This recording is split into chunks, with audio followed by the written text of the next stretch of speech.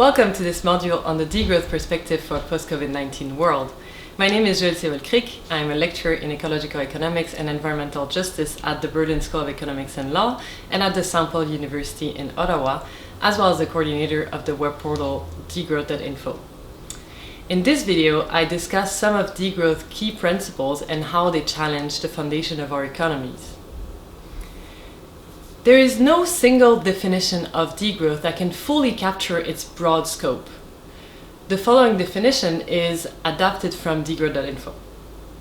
Degrowth is an idea that critiques the global capitalist system which pursues growth at all costs, as the system is causing human exploitation and environmental destruction.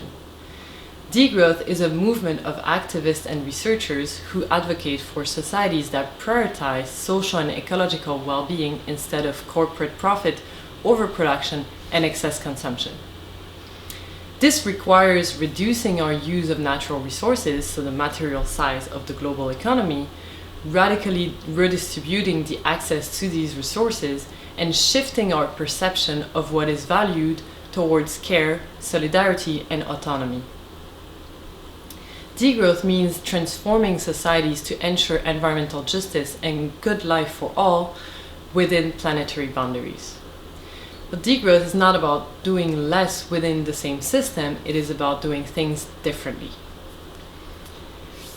So degrowth is not only offering a critique of the capitalist growth paradigm as discussed in the video Transcending the Growth Paradigm, it is also and mainly a positive vision of the world. I will present what I consider to be key principles of degrowth. The first one is voluntary simplicity and decommodification. In contrast with the culture of higher, faster, better, degrowth emphasizes the need to slow down our lives and societies and instead focus on the essentials. In the current system, where meeting most of our basic needs depends on monetary transactions, slowing down, for example, in the sense of working less, which implies earning less, is not possible for the majority of people.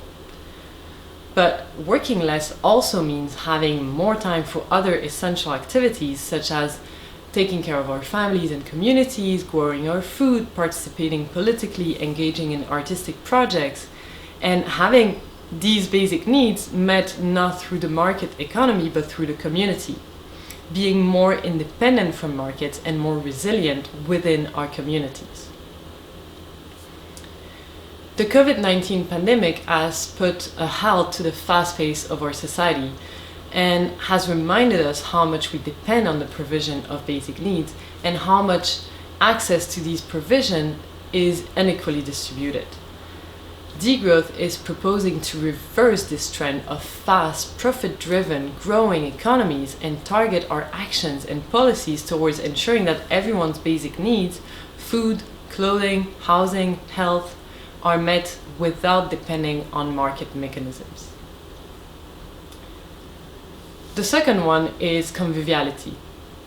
In degrowth, the notion of conviviality refers to a society where modern tools are accessible, understandable, and usable by all, and do not depend on a body of experts who are the only ones to manage these tools.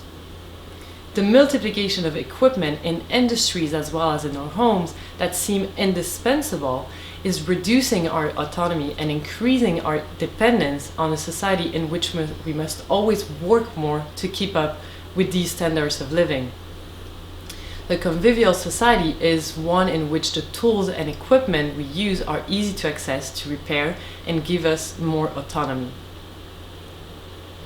Now, what is exactly meant by autonomy?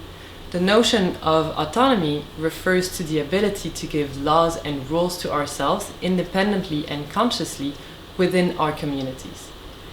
Currently, the vast majority of people have very little influence over rules which govern their lives, as these are determined by national and international institutions, multinational corporations, and the so-called free market. So degrowth can be seen as a way of emancipating us from these alienating systems and re-establishing the autonomy within the communities. Importantly, autonomy should not be confused with insularity. what is being advocated is not that we all retreat into our separate communities and shut out the world. We cannot begin to address the crisis in which we find ourselves in if we do not work together. What autonomy suggests is that working together can take a different shape than it currently does. One in which we celebrate our differences while striving towards common goals, a unity in diversity. Of course, such autonomy also implies a truly democratic system, one in which all members of society have the ability and opportunity to express themselves and make decisions about roles which affect their lives. This requires challenging the current institutions that are perpetuating the colonial, racist, and patriarchal structures, decentralizing the political and economic power, and actively naming and challenging other structures of power that constantly appear. One other important principle is the notion of care. It refers to all the actions that humans accomplish daily for their own well-being and the well-being of their communities. This largely unpaid work of subsistence and reproduction is undervalued and invisibilized because it is not accounted for in the productivity of the economy. So degrowth calls for more equitable distribution of care work across genders and classes, and this requires rethinking what is considered productive in societies. The last principle I will mention is solidarity. Degrowth should not be understood as a new development paradigm that would aim at providing a one-size-fits-all solution to the vast diversity of realities and struggles across the world. Instead, it stands in solidarity and alliance with many other approaches that act similarly as alternative post-development worldviews and that together make up the emerging mosaic of alternatives. So this video aimed at giving an overview of the large scope of discussions within degrowth. In a general sense, degrowth acts as a way of decolonizing our imaginary, inviting us to reflect on the very foundations of our societies. I invite you to watch the video on strategies for socio-ecological transformation to follow up on this discussion.